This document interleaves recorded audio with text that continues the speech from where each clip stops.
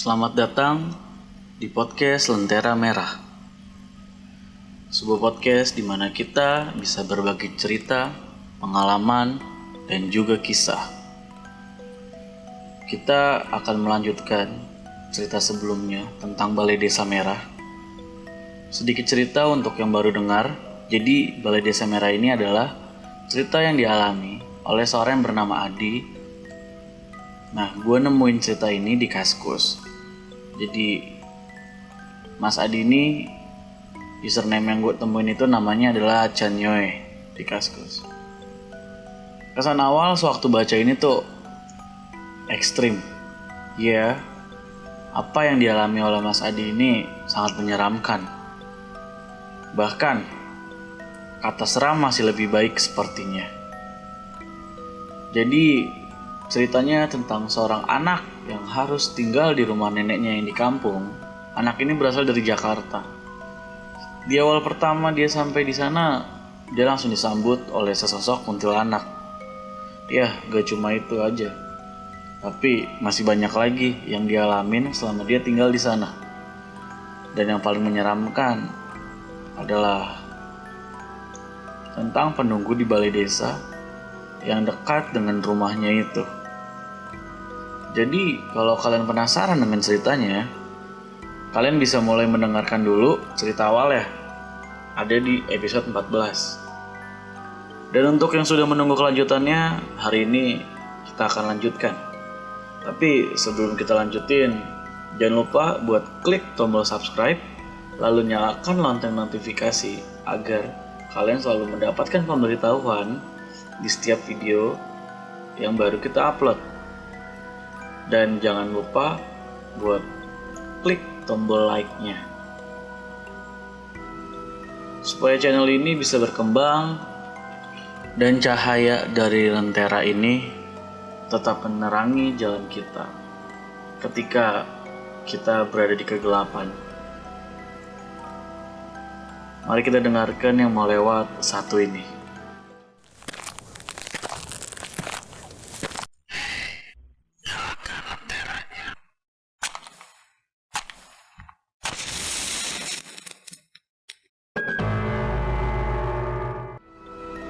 Di episode sebelumnya, aku akhirnya bisa masuk ke dunia astral. Tapi masalahnya, ini bukan karena sebuah sihir, melainkan karena perbuatan jin penguasa balai desa. Setelah ditusuk dengan jari panas, iblis laknat itu sampai tembus masuk ke kepalaku. Aku tergeletak di lantai. Tapi anehnya, aku bisa melihat tubuhku itu. Aku lihat tangan dan kakiku semuanya utuh. Aku coba bangunin tubuhku yang asli, tapi percuma. Tanganku gak bisa menyentuh tubuh asliku. Dalam keadaan kayak gitu, aku jadi makin bingung. Sebenarnya apa yang terjadi waktu itu? Aku pikir aku udah mati dan sekarang udah masuk dunia arwah. Tapi kenyataan aku masih hidup saat ini membantah itu semua. Setelah beberapa lama aku berdiri dekat jasadku, tiba-tiba ada sesosok rantai besi yang mengalungi leherku. Dan tiba-tiba juga aku ditarik pakai rantai oleh makhluk yang belum pernah aku lihat sebelumnya. Jin ini bertubuh tinggi, kurus. Benar-benar kurus. Sampai-sampai badannya seperti hanya tinggal tulang saja. Berwajah keriput dengan mata merah. Walaupun kurus, tapi tarikan rantainya benar-benar kuat. Walaupun dalam bentuk arwah, tapi aku masih bisa merasakan kesakitan. Aku diseret keluar balai desa. Tepatnya, aku dibawa ke belakang balai desa. Di belakang balai desa itu kebun. Entah aku dibawa kemana.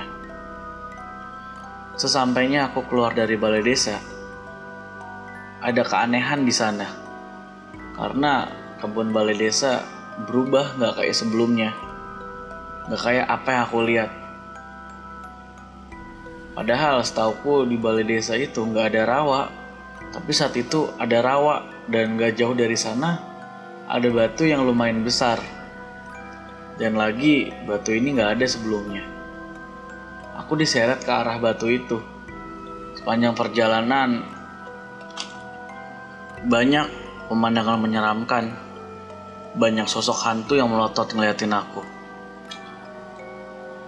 Aku cuma bisa ngeliat sekilas karena aku dalam keadaan ditarik sama jin kurus tadi. Aku akhirnya sampai di batu besar itu. Rantai yang mengikat leherku ditarik kencang banget sampai aku terlempar di depan batu besar itu.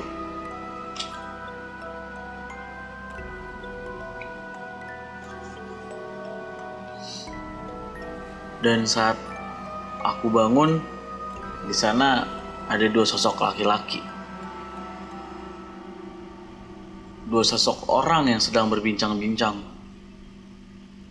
Sosok pertama, laki-laki yang udah lumayan tua, terlihat dari rambut yang beruban.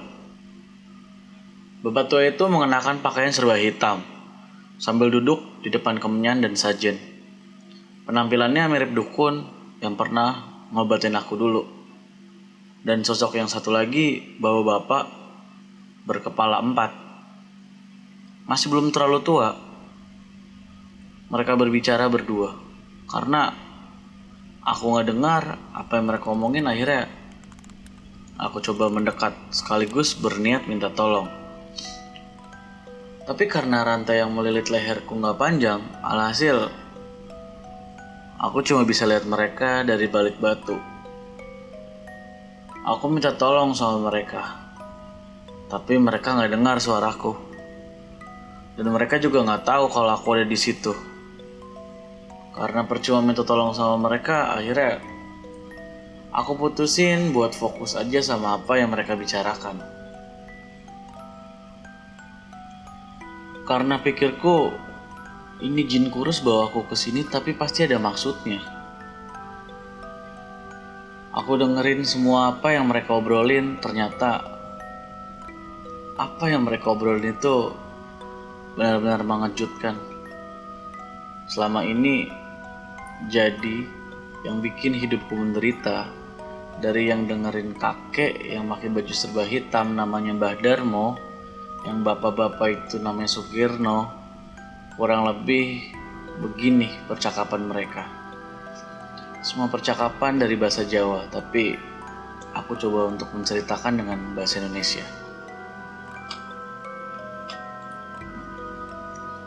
Kamu tahu kan, kadam yang Mbah berikan harus dikasih makan selama kamu masih pakai ilmu kebal itu. Iya Mbak Darmo, saya tahu. Cuma saya udah gak mau pakai ilmu kebal itu. Makanya saya tidak akan memberikan makan lagi. Sukirno, kamu tahu dampaknya kalau kodam itu tidak diberi makanan. Bisa ngamuk gitu kodam. Maaf Mbah, saya sudah tidak mau mencari tumbal lagi. Tolong usir kodam saya Mbah. Kamu dulu yang mohon-mohon saya pasangin buat ilmu kebal itu sama kanuragan. Sekarang kamu minta dibuang. Lihat saja, jika kamu berhenti kasih dia makan, dia akan cari sendiri makanannya. Anak cucu kamu, sampai kamu mati bakalan dia cari. Ampun Mbah, jangan begitu Mbah. Kasihan anak cucu saya. Rasakan kamu. Itu akibat ulahmu sendiri. Jin kodam kamu marah besar sama kamu.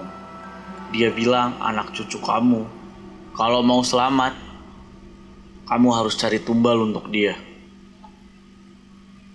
Saat aku dengerin semua percakapan mereka, aku berpikiran, apa mungkin aku salah satu cucu Bapak Sukirno itu ya?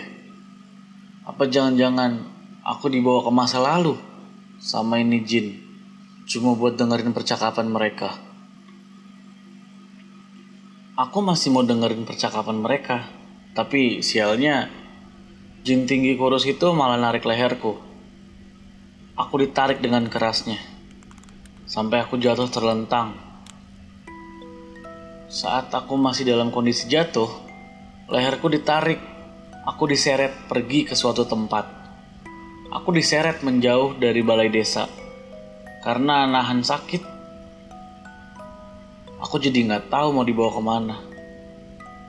Saat sampai tujuan, aku lihat ternyata aku dibawa ke kamarku, di mana udah ada tubuhku yang tergeletak di kasur.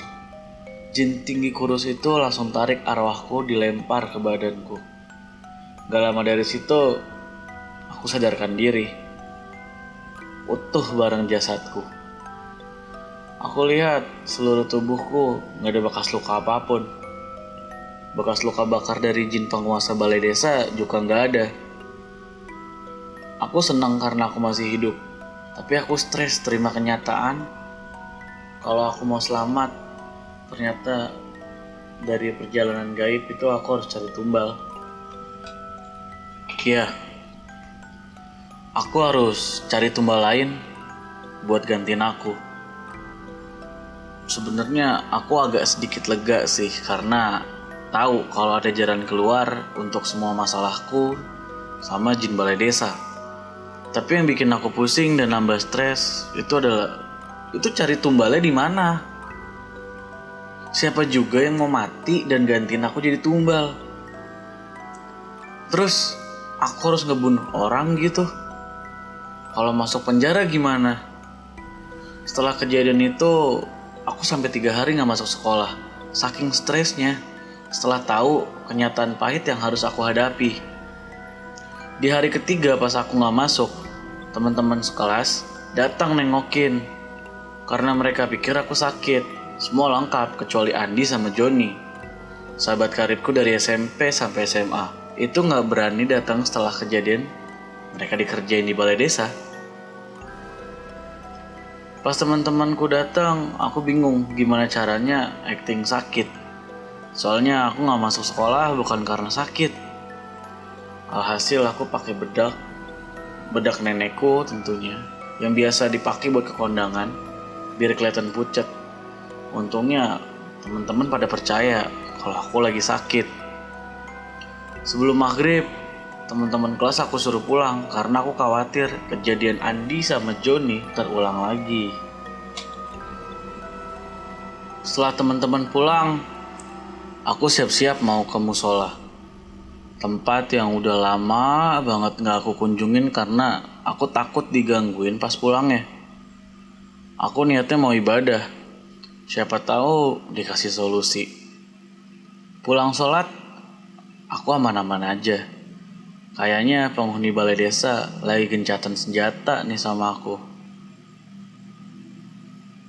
Dari kejadian kemarin sampai sekarang gak ada satupun penampakan yang muncul. Malamnya pun aku bisa tidur dengan nyenyak, tanpa gangguan penghuni balai desa. Tapi pas jam 3 pagi dini hari, ada yang ketok-ketok pintu. Nenek tumben gak bangun. Ada yang ketok-ketok pintu. Aku sebenarnya malas mau bukan pintu, takutnya malah zong kayak waktu itu. Tapi dari suaranya sih kayaknya yang ketok itu manusia, karena manggil-manggil nama nenekku. Akhirnya aku beraniin buat buka pintu. Pas aku longok dari jendela, ternyata dukun yang waktu itu lagi gotong Yudi, teman sekelasku. Aku langsung buka pintu karena temanku itu kayaknya pingsan.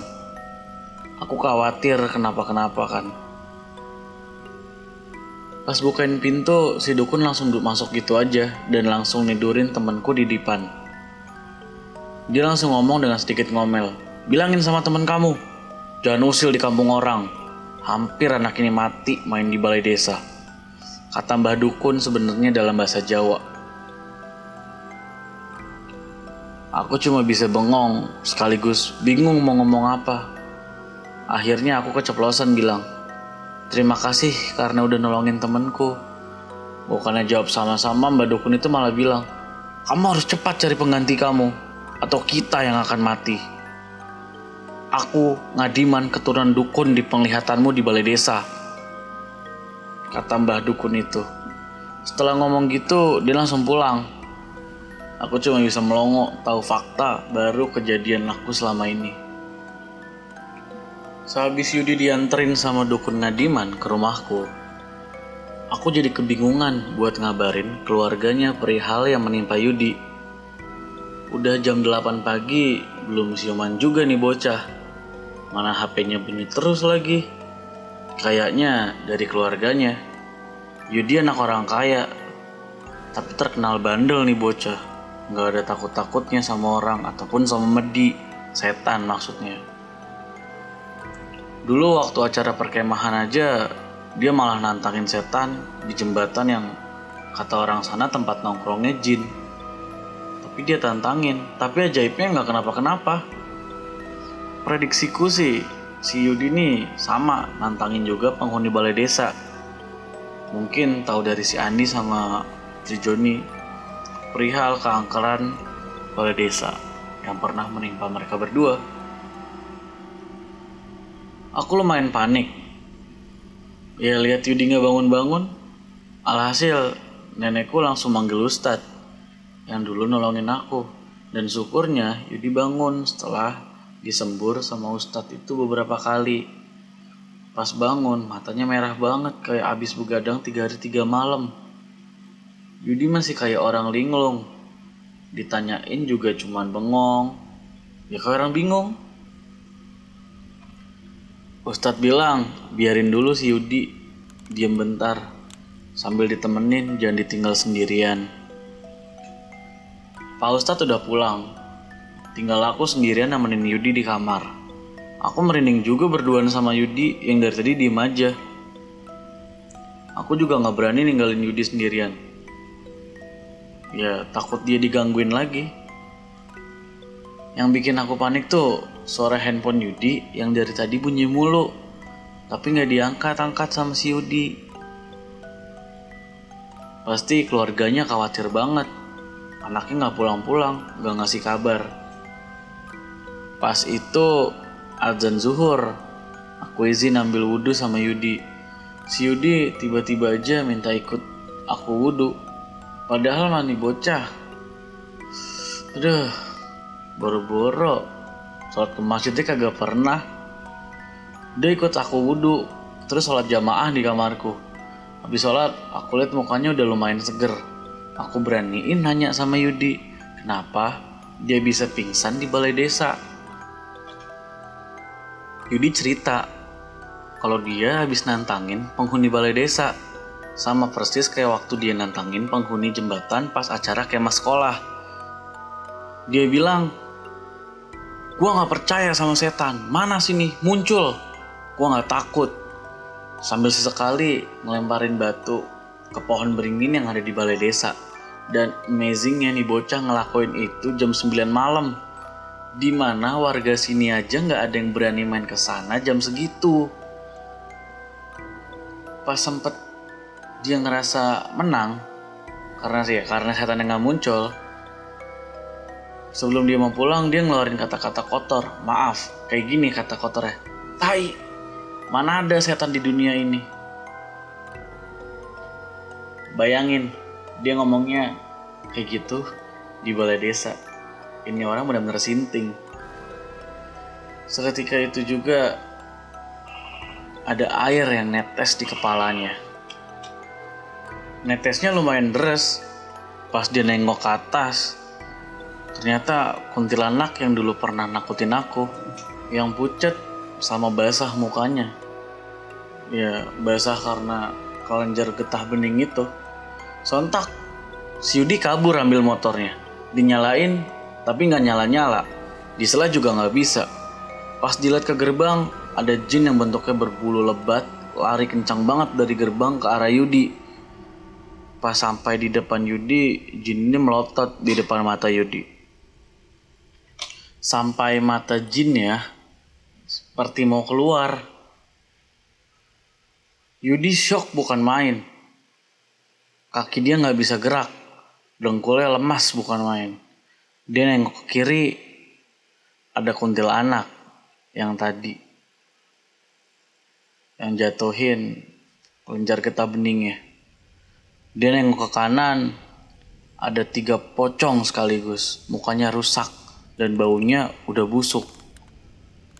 Pas dia mau jatuh, badannya ke belakang, dia malah nyender di iblis balai desa yang ngeluarin hawa panas itu, yang mukanya gosong, matanya merah terang. Dia itu penguasa balai desa. Saat itu dia benar-benar kehilangan kesadaran sampai dia pingsan. Dari situ dia udah gak sadar dan gak inget apa-apa lagi. Dan sekarang Yudi udah tenang. Dia udah mau diajak ngobrol. Bahkan dia juga udah angkat telepon dari bapak dan emaknya itu. Walaupun dia belum cerita ke mereka, aku lumayan lega karena ya sekarang orang tua Yudi udah tahu kabarnya si Yudi. Tapi aku masih kepikiran sama kejadian yang menimpa Yudi. Yudi menambah daftar teman-temanku yang digangguin sama penghuni balai desa. Walaupun sebenarnya itu salah Yudi sendiri sih, pakai nantangin segala. Sekarang dia baru tahu kan kalau makhluk lain itu ada di sekitar kita. Ada kejadian aneh yang menimpa Yudi, yaitu motor Yudi sampai jadi bangkai, nggak bisa dinyalain. Dari setelah kejadian itu sampai motornya udah jadi bangkai karena nggak pernah dipakai dan berkarat, motornya nggak bisa dinyalain. Udah beberapa kali dibawa ke bengkel dan diperiksa, tapi orang bengkel bilang nggak ada kendala apa-apa.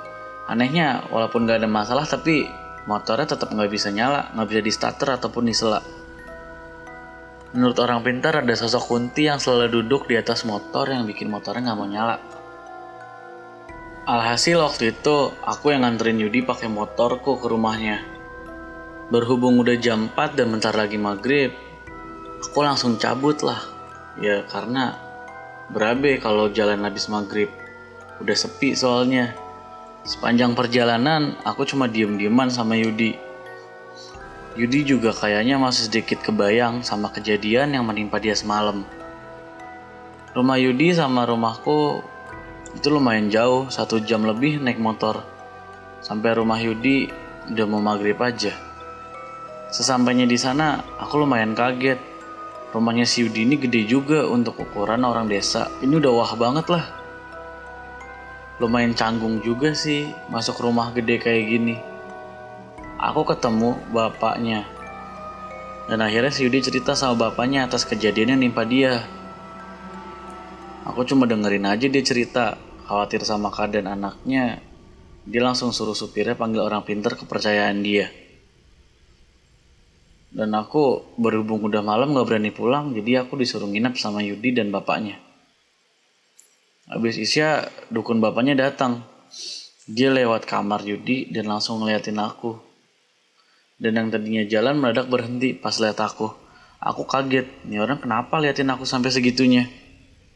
Gak lama dukunnya lanjut jalan ke ruang tamu.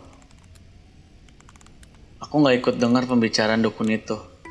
Soalnya aku sama Yudi asik main PS. Gila, kapan lagi bisa main PS gratis pada zaman waktu itu. Sekitar jam 9 malam, Yudi sama aku dipanggil ke ruang tamu. Masih ada dukun yang tadi. Dia lagi liatin aku aja dengan tatapan yang tajam. Aku agak risih gimana gitu diliatin kayak gitu. Udah sampai ruang tamu, aku disuruh ngedeket sama itu dukun. Dia kasih kertas isinya ada 2 pocong yang nemenin aku, dan pocongnya gak seneng sama kedatangan dukun itu. Aku shock juga. Jin kodam udah gak ada, diganti sama jin pocong. 2 lagi. Setelah dibaca itu, dia baca-baca mantra gak jelas. Dan aku disembur beberapa kali. Dia akhirnya bilang kalau pocongnya udah pergi. Dan sekarang dia udah bebas ngobrol sama aku. Dia tiba-tiba bilang mau nolongin aku dari permasalahan yang sedang menimpaku. Padahal aku belum cerita apa-apa ke dia. Bisa tahu dari mana ya? Kalian penasaran nggak kenapa dia bisa tahu dari mana? Penasaran kan? Kalau gitu, tunggu di update berikutnya ya. Buat kalian yang masih penasaran dengan cerita ini awalnya kayak apa, buat kalian yang baru dengar, coba kalian langsung ke episode 14. Di situ adalah awal dari cerita Balai Desa Merah. Dan buat yang selalu dengerin cerita ini, khususnya dari awal, atau yang cuma dengerin di cerita Balai Desa Merah ini, terima kasih. Tiap satu orang yang mendengarkan podcast ini, itu adalah sebuah stimulan yang mantap gitu buat gue untuk selalu update di podcast ini. Dan gue minta maaf juga kalau podcast ini selalu ada aja kekurangannya. Tapi gue coba untuk memperbaiki itu. Gue juga mau ngasih tahu kalau besok adalah akhir dari serial Balai Desa Merah. Ya, kita telah mendekati akhir dari cerita ini. Jadi, terima kasih banget buat yang ngikutin ya. Besok adalah final. Dan gue juga mau ngingetin satu lagi, jangan lupa buat subscribe. Jangan lupa juga buat like di setiap video yang ada. Jangan lupa, ini yang paling penting, jangan lupa buat klik tombol lonceng notifikasi biar kalian selalu tahu update terbaru dari kita. Dan kita berjanji juga akan menyajikan cerita-cerita yang bagus yang bisa menemani tidur kalian ataupun saat kalian sedang bekerja atau lagi santai gitu. Selamat berpuasa buat yang menjalankan ataupun tidak, selamat bekerja buat yang bekerja ataupun tidak. Pokoknya selamat buat kalian luar biasa. Sampai jumpa di cerita selanjutnya di Balai Desa Merah Final.